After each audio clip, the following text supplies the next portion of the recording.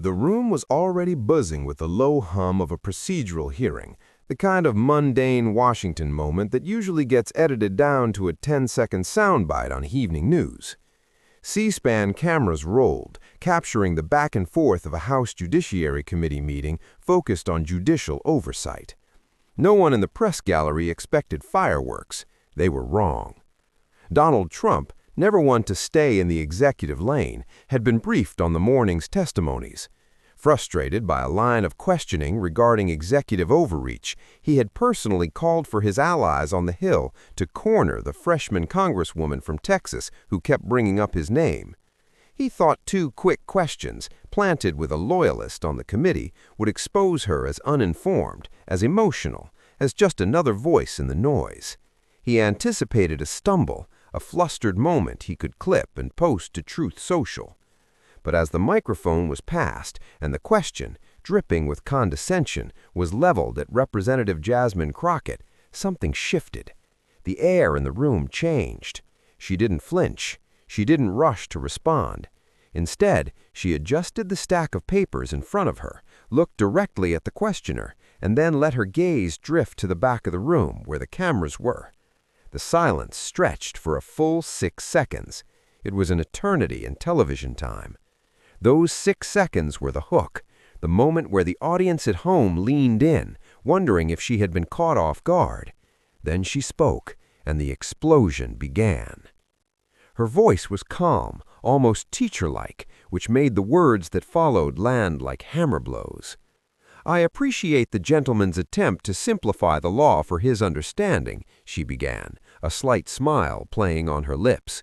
"But let's be very clear about what just happened. You asked me a question based on a premise supplied not by the record, not by the facts, but by a phone call you took 10 minutes ago from a man who was not in this room." She held up a folder. It was thick, tabbed, and annotated.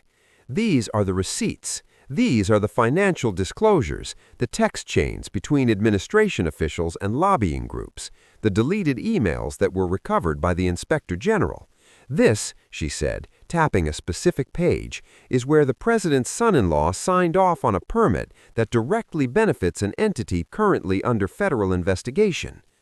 The target of her remarks, a senior Republican committee member, shifted in his seat.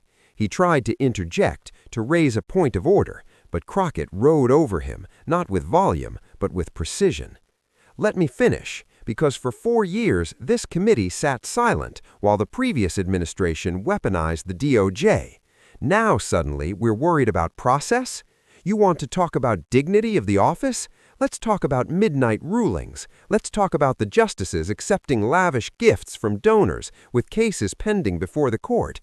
She turned her gaze to a figure seated behind the committee members, a Trump advisor who had wandered onto the floor.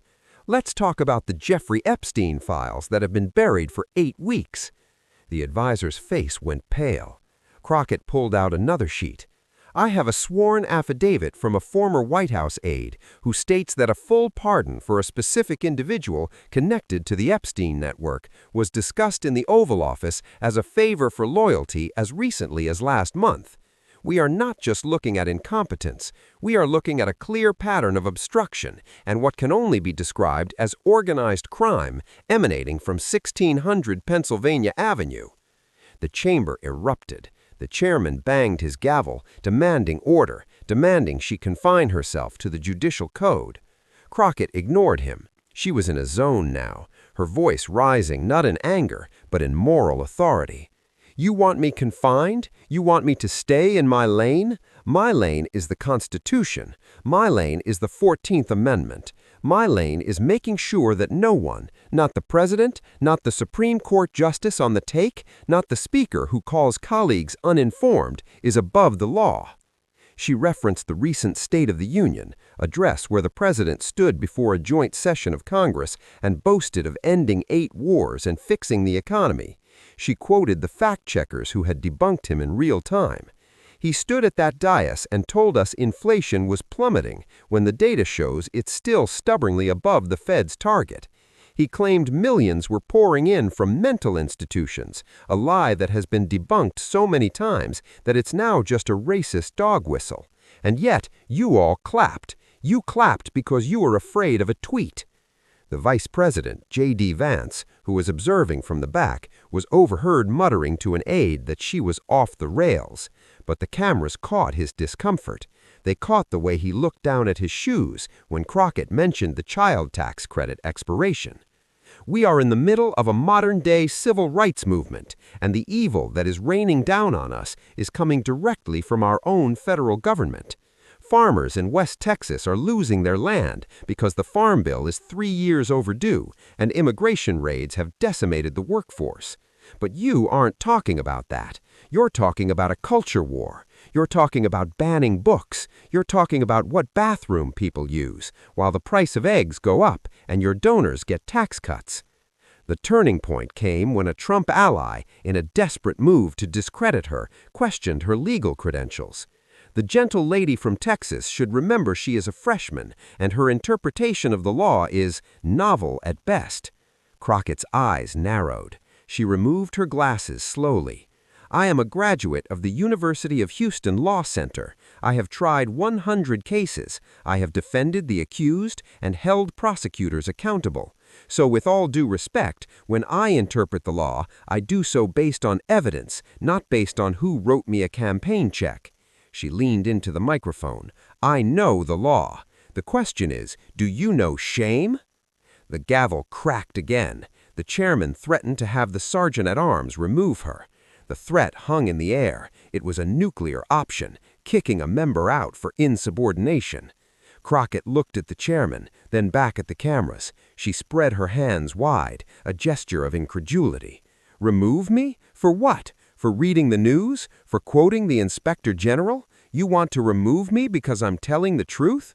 Go ahead. Turn off my mic. Escort me out. But do it with the cameras rolling. Let the American people see exactly what this autocracy machine looks like. Let them see that dissent is not allowed. Let them see that if you ask about the Epstein files, you get silenced. The chairman hesitated. That hesitation was the crack in the dam. The gallery, usually silent and stoic, buzzed. Reporters were on their phones filing alerts. The hashtag #LetJasmine started trending on X. Sensing the momentum, Crockett drove the final nail. Donald Trump is a piece of shit. We all know that. We've known that since the Access Hollywood tape, since the fraud judgments, since he stood on a stage and mocked a disabled reporter. But in a functioning democracy, that wouldn't be enough to stop him. The reason he gets away with it is because you are complicit. The Supreme Court is complicit. You have put 9 people on the bench who have no ethics guardrails, who take money from litigants, who refuse to recuse themselves, and you sit there and ask me about decorum? The room was stunned into silence again. Not the anticipatory silence of the opening hook, but the heavy, oppressive silence of a knockout. She had said the words out loud. She had called the most powerful man in the world exactly what she thought he was, and she had tied it directly to the structural rot of the institutions around him.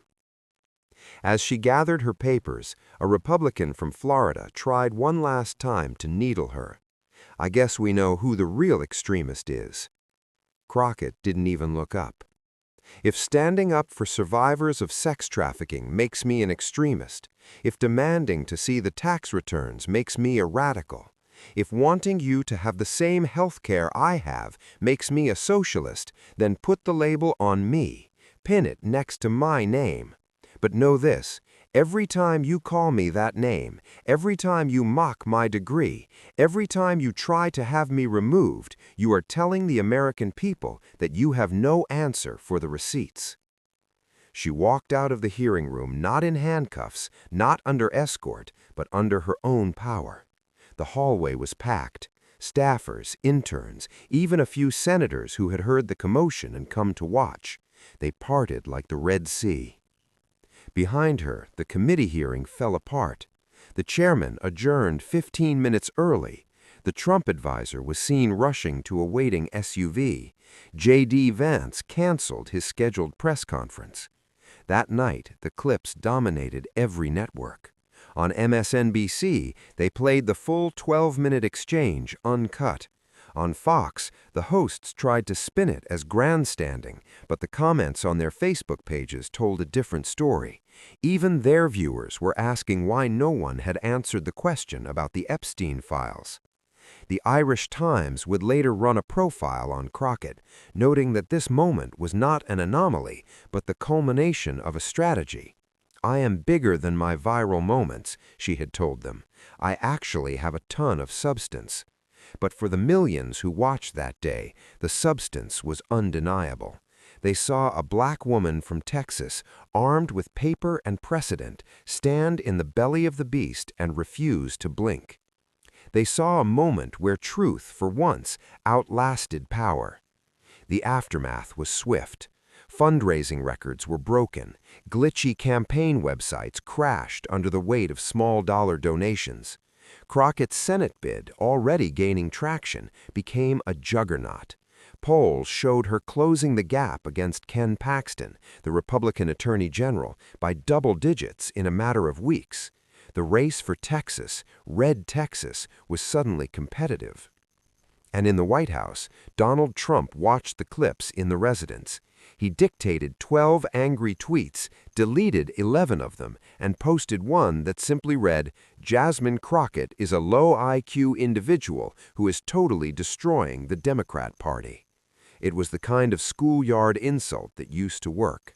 But this time, the reply came not from Crockett, but from the internet itself. Users photoshopped his tweet onto the folder of receipts. They turned his insult into a badge of honor.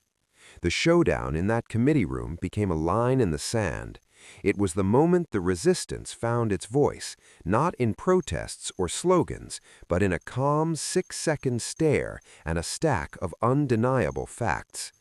It was a reminder that democracy, fragile as it is, sometimes depends on a single voice refusing to bow.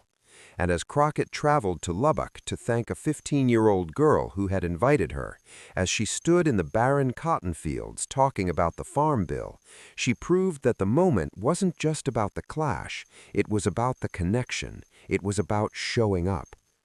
The question now, hanging over the 2026 midterms, was simple. Had that moment changed enough minds to flip a Senate seat?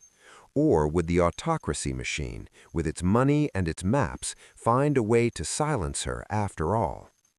One thing was certain. The silence in that room, the receipts on that table, and the line about the law answering, not her, would echo through the voting booths in November. The people now had a choice, and Jasmine Crockett had given them every reason to make the right one.